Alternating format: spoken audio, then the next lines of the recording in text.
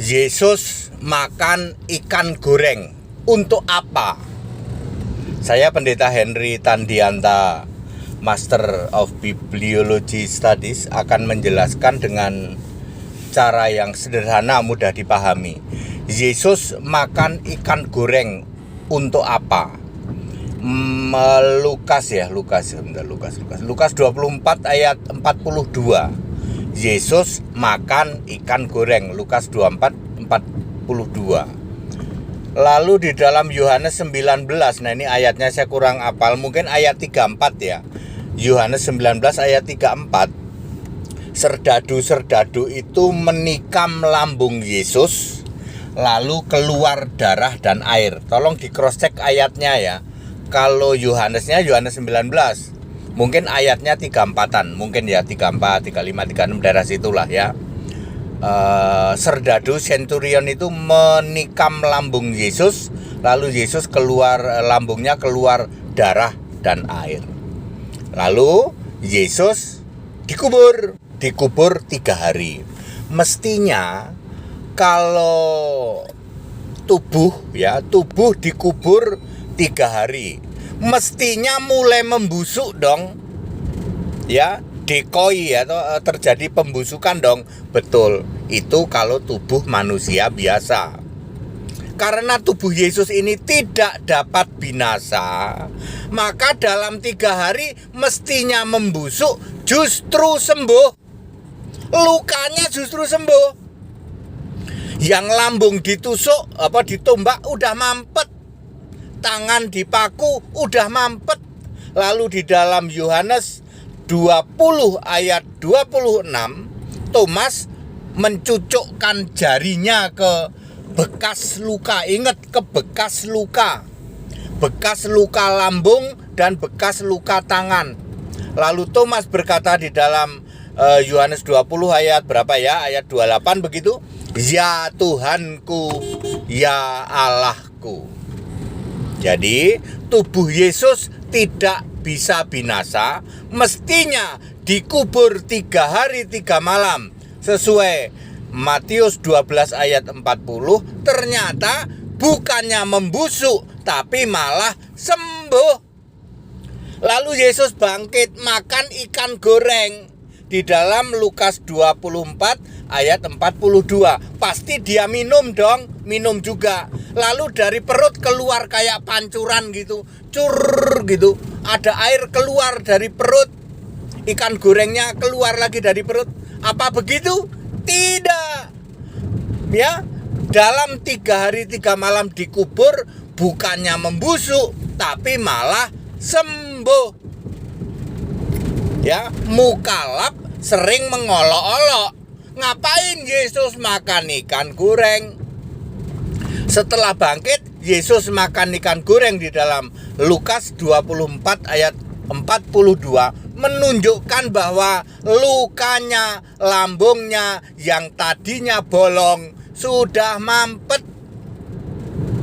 Secara umum, Yesus menampakkan diri 40 hari untuk membuktikan bahwa dia hidup. Kisah 1 ayat 3. Ya, Bapak Ibu Saudara, jadi clear? Ya, para mukalab yang tidak paham Alkitab ya, bisanya cuman koar-koar doang, mengolok-olok doang, dan dia juga tidak merasa berdosa. Bagi dia mengolok-olok itu malah pahala katanya. Mengolok-olok umat lain, keyakinan lain itu malah dapat pahala, kata dia. Namanya juga mukalab ya, mukalab kaleng-kaleng ya.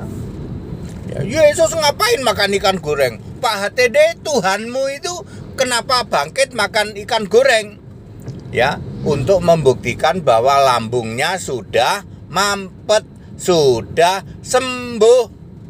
Tadinya di dalam Yohanes 19 ayat 34 kalau tidak salah ya, centurion atau para serdadu itu menikam lambung Yesus. Tentu bolong karena keluar apa? Darah dan air. Gitu ya Pak, ya nggak pernah terpikir Pak. Mereka mengolok-olok ya, namanya mukalab ya, IQ-nya tiarap ya. Mukalab IQ-nya tiarap ya. para mukalaf itu IQ-nya tiara, bangga banget mengolok-olok ya. Padahal pamer dia bahwa dia itu tumpul pikirannya karena tidak mengerti kitab suci. Ya biarin aja lah ya. Ya, buat seru-seru aja. Kalau bagi HTD itu buat seru-seru aja. Mukalaf mengolok-olok itu sebenarnya dia sedang pamer. Makanya mereka nggak ada yang berani kalau sama HTD. Hati-hati nanya ke HTD, nanti dikek balik. Lawang nanya Yesus makan ikan goreng aja sama HTD langsung dilurusin nih. Nanya aja dilurusin loh. Kamu nanya itu salah. Nanyanya bukan Yesus hanya makan ikan goreng, makan roti bakar juga. Itu ya, di kitab Yohanes Yesus makan roti bakar dan ikan bakar juga untuk sarapan. Ya. Terus ngocor lagi nggak Pak dari lambungnya keluar gitu kayak pancuran gitu. Nah itu kan otaknya mukalaf itu mah. Ya dia nggak sadar ya tuh bahwa Yesus makan ikan goreng, Yesus makan roti bakar, makan ikan bakar. Ya salah satunya dalam rangka menunjukkan bahwa mestinya tubuh itu dikubur 3 hari membusuk, ini malah sembuh.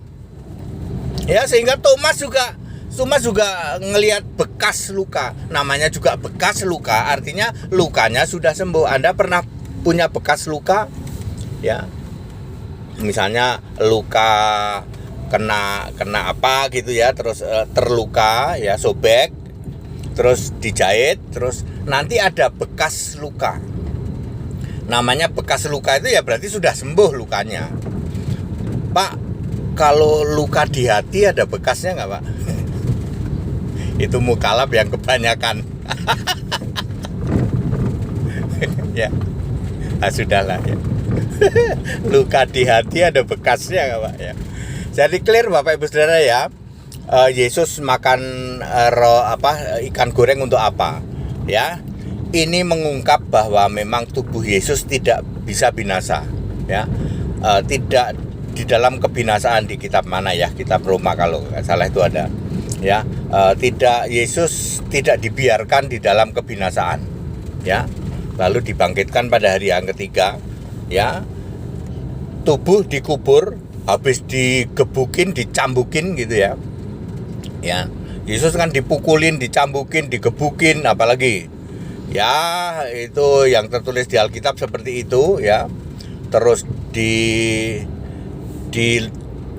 tusuk lambungnya, ya.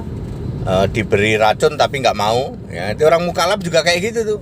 Yesus mati diracun ya, jangan nanya sama HTD langsung tak jeglekin ya. Yesus dikasih 2 racun yaitu anggur asam campur empedu dan anggur asam campur mur. Itu racun, tapi Yesus tidak minum, menolaknya. Tapi mukalaf namanya juga buta huruf ya, mukalaf pada buta huruf itu. Kalau baca cuman sampai di situ, Yesus diberikan oleh anggur campur empedu, titik. Lah lanjutannya kalimatnya nggak dibaca, namanya buta huruf. Ya, kalimat lanjutannya kan ada. Dan Yesus mencicipi atau mengecapnya dan menolaknya. Minum aja enggak kok dibilang mati diracun. Ya, delosor IQ-nya. Ya saya mesti ngomong begitu ya. Para mukalaf itu tidak merasa berdosa, mengolok-olok, menjelek-jelekan umat lain, merasa tidak berdosa dan tidak punya kemaluan. Tidak punya malu. Malunya sudah putus. Ya, dijeglekin kayak gini. Yang disalib itu Yudas.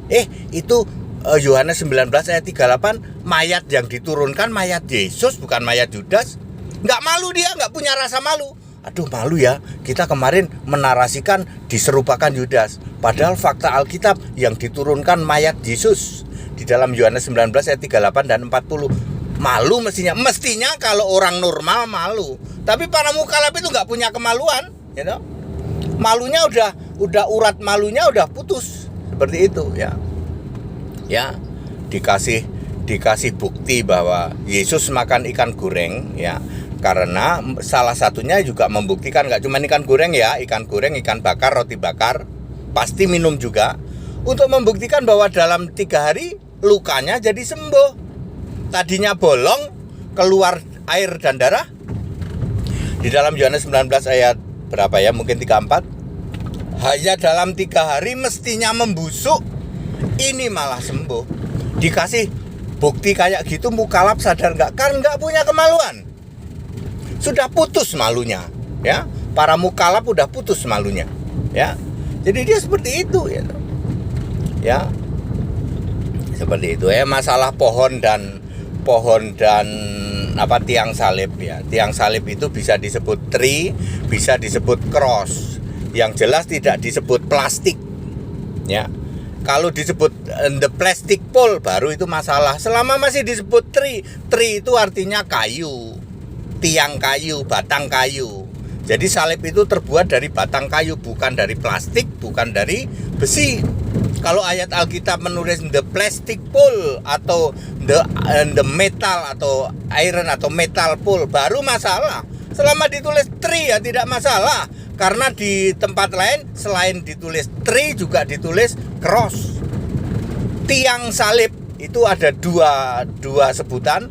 Yang pertama disebut tree, ya, di kitab yang sama, terjemahan yang sama disebut juga cross. Tetapi kalau salib itu selalu cross.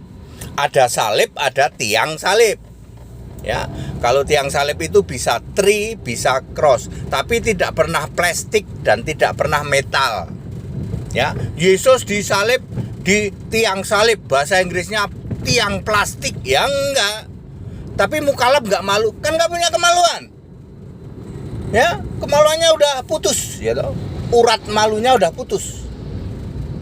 Ya, para mukallaf, ya.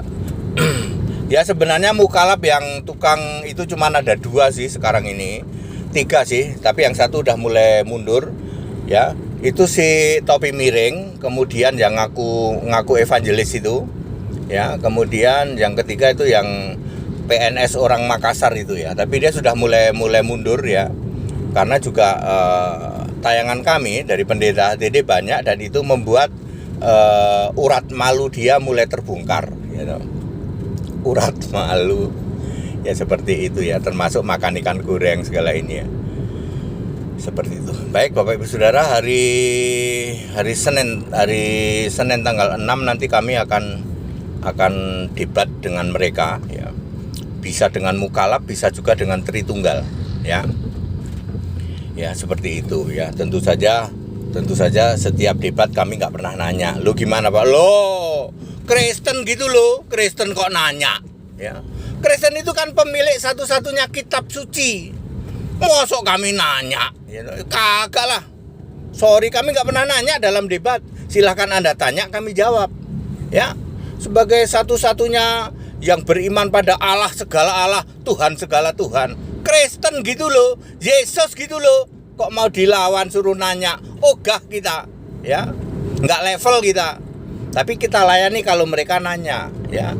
Seperti itu, keimanan seperti itu yang harus dilakukan oleh orang Kristen. Orang Kristen itu memiliki Allah segala Allah, Rab segala Rab, Allah segala Allah, Tuhan segala Tuhan. Ulangan 10 ayat 17. Raja segala raja, Tuhan segala Tuhan. Ya, Wahyu 17 ayat 14, Wahyu 16 ayat Wahyu 19 ayat 16. Ya. Seperti itu, bukan kaleng-kaleng, ya. Sorry kita suruh nanya atau suruh nggak level lah Pak. Satu-satunya kitab suci, ya, kita ini pemilik satu-satunya kitab suci, Kristen.